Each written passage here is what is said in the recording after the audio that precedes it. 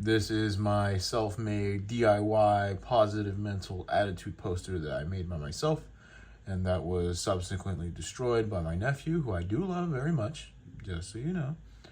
And here's my Gorilla Biscuits trial and error and good intentions. Pretty cool, but also ripped up by my nephew. Love him though. Are you tough enough for the mighty bad brains? I don't know if you are. Hell, I don't even know if I am. Hi, my name is Alex Fonseca. I'm a musician and songwriter and a full-time smoker. I'm doing my best about that. Currently working on my debut full-length album, which is set to come out later this year, probably November, December. And I'm going to be releasing a few singles off the album pretty soon, so stay tuned for that. Bad Brains is undeniably one of the most important bands in the history of punk rock. Bad Brains were so cool that they changed the trajectory of punk rock kind of just by showing up and being themselves. The most remembered Bad Brains lineup, and the one currently still active, consists of singer HR, bassist Daryl Jennifer, guitarist Dr. No, and drummer Earl Hudson. What a lineup, right? Bad Brains are my personal favorite punk band. The first reason why is that they made great music. They wrote great, memorable songs with gigantic, crushing riffs and excellent musicianship. They checked off every box of what it meant to be a great rock band, and they injected their already great songs with mind-blowing levels of energy and speed. Musically speaking, Bad Brains are foundational for me and other punk songwriters.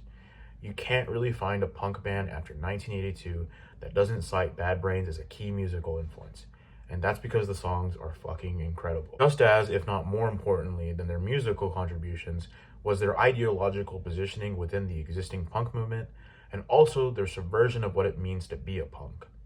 There's so much we can still learn today from the mighty Bad Brains in the year 2026. Today, I want to touch on just a few of their notable contributions. Part 1. History and Context. Bad Brains originally started under the name Mind Power in 1976 as a jazz fusion act. After discovering the developing punk scene, Mind Power shifted their sound into a more punk rock direction. They adopted the name Bad Brains, inspired by the Ramones song Bad Brain. The traditional tale of punk kind of goes as follows. Punk rock emerged in the mid to late 1970s, most notably in New York City and the United Kingdom. 1976 and 1977 are pivotal years in the movement's history, with the release of very notable albums including but not limited to the Ramones' self-titled debut, the Sex Pistols' Nevermind the Bollocks, and the Clash's self-titled debut. The intentions of the first wave of punk bands was to serve as a counterweight to the then fashionable trends in mainstream rock music like progressive rock and soft rock. Punk rock sought to return rock and roll to its rebellious roots. Many of the musicians who played in punk bands played in simple, unpolished ways. The production value of the recordings was pretty rough around the edges and harsh sounding. These punks also added a level of social commentary to their music. There was a lot of anti-authoritarian sentiment.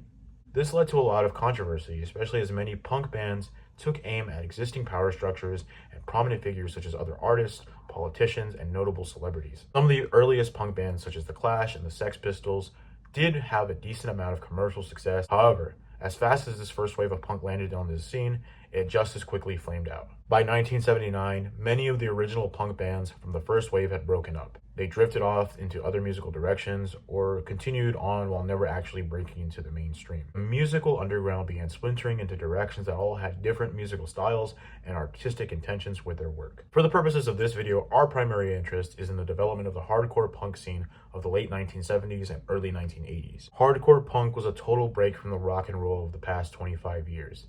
It took the original ideological and musical approach of the first wave of punk and pushed both into brand new extremes.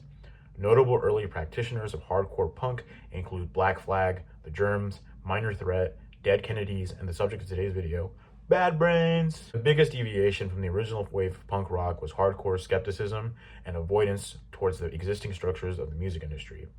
Many hardcore punk bands were unable to sign to major labels and unable to access existing structures of the music industry due to their anti-establishment aesthetics, which were becoming more and more provocative. So many hardcore punk bands began creating parallel infrastructure, recording their music using DIY methods, releasing and distributing their own music, and performing in underground venues. Hardcore punk has been so influential in the history of rock and roll that we really don't have time to get into it all. Hardcore punk was not given the exposure of the original wave of punk rock. But why? After World War II, the United States experienced an economic boom. This came as a result of the US avoiding most of the damage of the war and also designing its international economic policy in a way that made much of the world reliant on it. Needless to say, the United States became a superpower after World War II, and the country began its aim to extend its imperial power and the power of global capitalism both at home and abroad. In the United States, after the passage of the Civil Rights and Voting Rights Act and other progressive reforms that had taken place during this period, the United States began violently suppressing genuinely subversive leftist organizations such as the Black Panther Party. In the late 1960s and early 1970s, much of the alternative radical infrastructure was beginning to be dismantled, and by the early 1980s, it had been completely destroyed. While all this happened, the United States began taking initiatives to destroy popular leftist movements in the Third World in an effort to destroy communism. This included economic sabotage, antagonistic rhetoric from first world media, and the overthrow of democratically elected leftist governments that did not align with the US's political agenda. After some of these overthrows, such as in Chile, puppet dictatorships were installed which served the economic interests of the imperial capitalist class by exploiting third world countries and preventing genuine organized threats to power from forming. This was the beginning of the neoliberal era. Much of the economic reforms that had been won by militant leftist groups such as government assistance for the poor were being destroyed. And this experiment that had been tried in Chile began to make its way back home to the United States and its allies. Despite the social reforms of the 1960s and 1970s, the capitalist first world was in a difficult spot, particularly in the United States and the United Kingdom. The first and second waves of punk were situated in the transition of the traditional settler colonial liberal capitalism into this new form of white supremacist neoliberalism. And this reflected in the socio-political culture of the United States and the United Kingdom.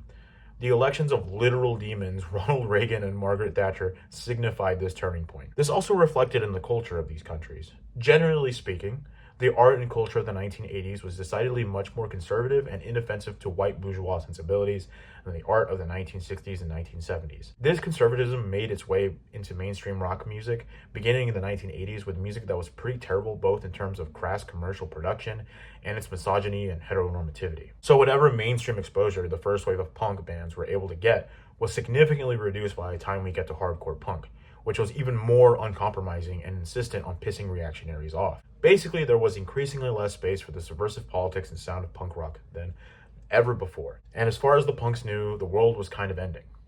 So where does that leave the mighty Bad Brains? Part 2. What does it mean to be a punk? You remember when I said that the Bad Brains changed the trajectory of punk kind of just by showing up and being themselves?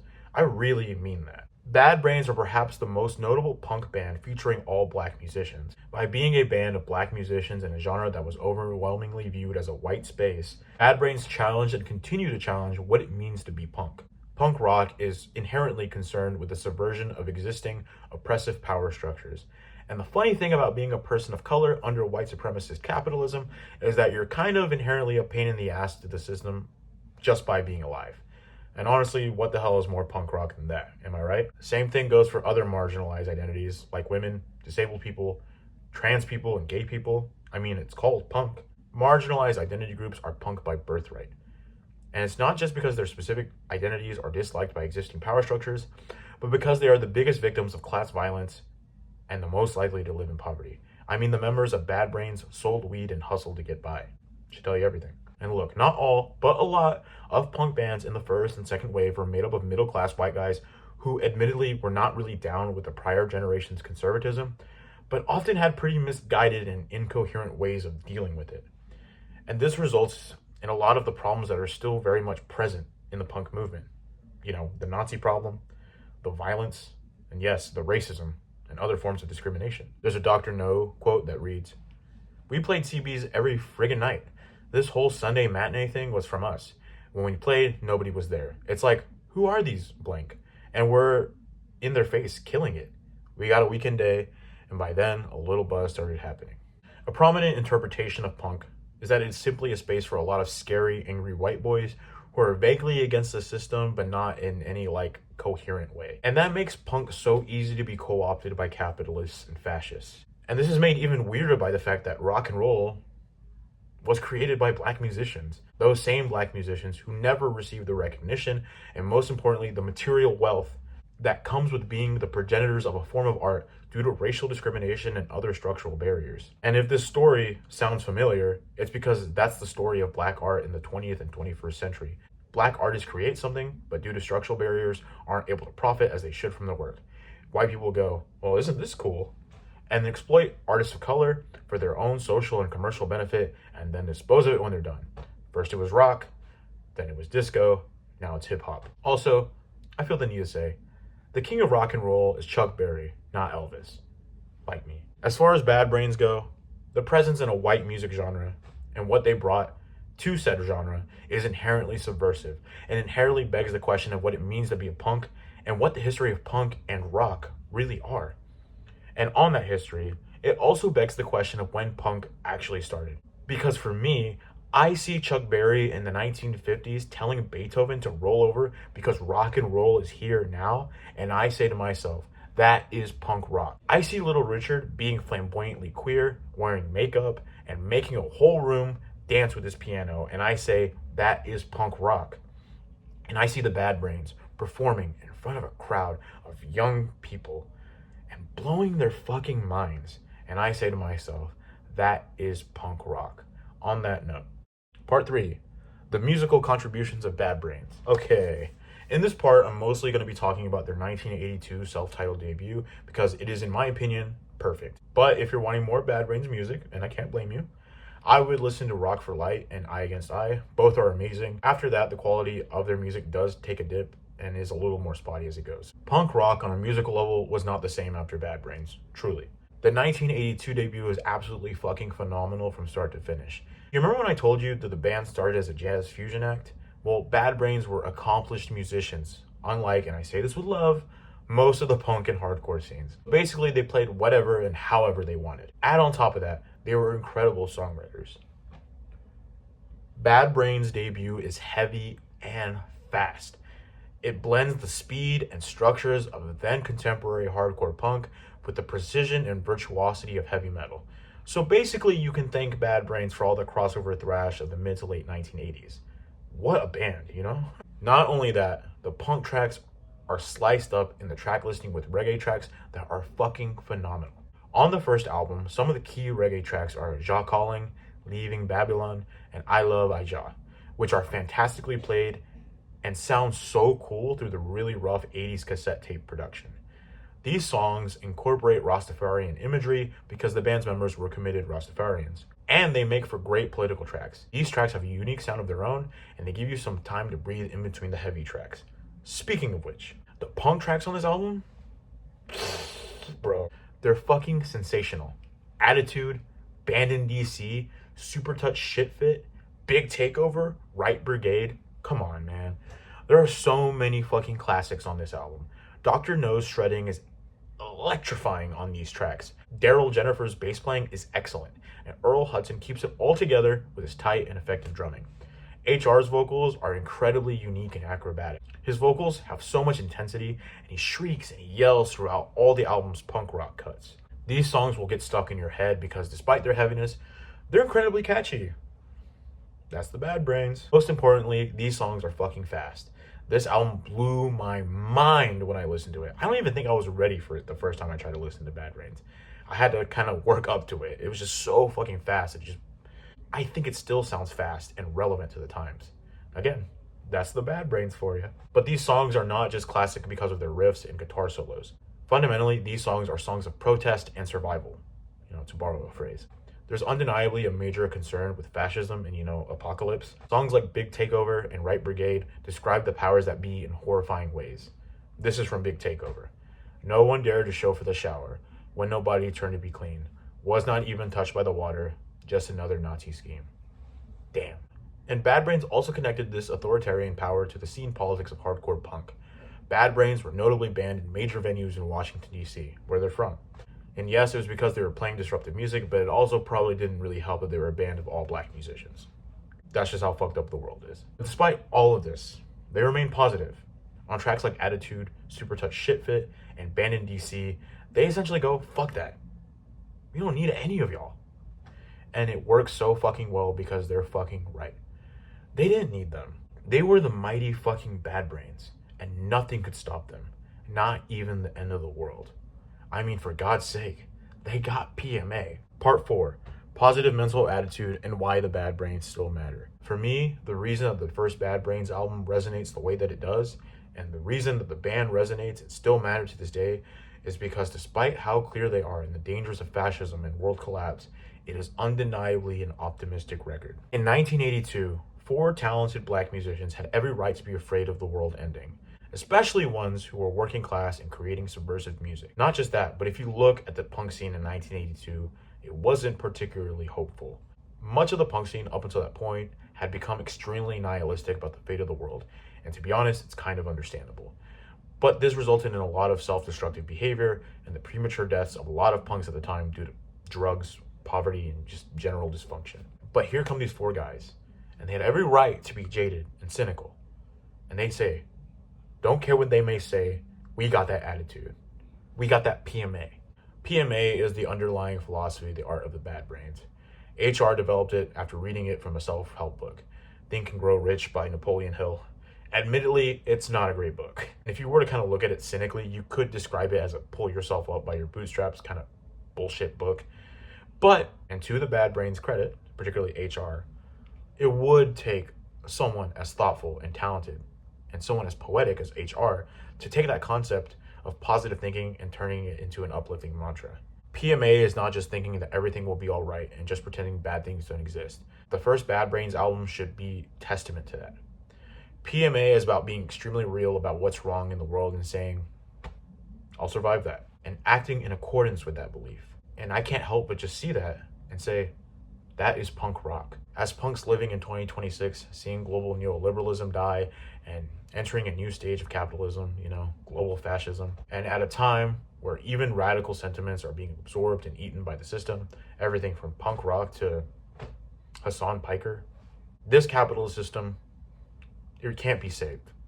And anyone trying to convince you of that is bullshitting you. Even with this realization, no matter how you decide to move forward with that reality, know this: to believe that you can survive this mess, and to believe that the most oppressed people in this country and the victims of imperialism worldwide, from Palestine to the Congo, to believe that they deserve a better world and a better future, and to be hopeful of that future, and to do your best to make a good impact in the world. I see that and I say, that is punk rock. And I thank the Bad Brains for reminding me of that. If you haven't listened to Bad Brains, what are you doing? Come on. Peace and love to everyone. Hey guys, thanks for watching the video. I wanted to record a quick one about one of my favorite bands, the Bad Brains. Thanks for everyone for the support on the Michael Jackson video. I was not expecting that many views on the video, but I had a really great time filming that video. It was a lot of fun. I've been really busy lately, so it might be a little bit until I kind of come up with the next analysis kind of video, but I'm really excited to continue with these videos. Right now, I kind of just want to talk about music that I love, music that has inspired me. As I've been writing songs and producing everything and getting everything ready to start promoting and releasing stuff, I've just been thinking a lot about the music that has raised me, has formed who I am, has made me the musician that I am, and yeah, I kind of just want to share that love with you guys. Probably the next video will be kind of a stoner video, so if you happen to be interested in those, you'll definitely be in for a treat. Follow me on Instagram. We also have a new TikTok account, Fried Fonseca, and yeah, I'm going to be reposting more on these accounts. As for right now, I'm going to be working, smoking, and working on music. Yeah, I can't wait to see you guys in the next video. Cheers. Take care.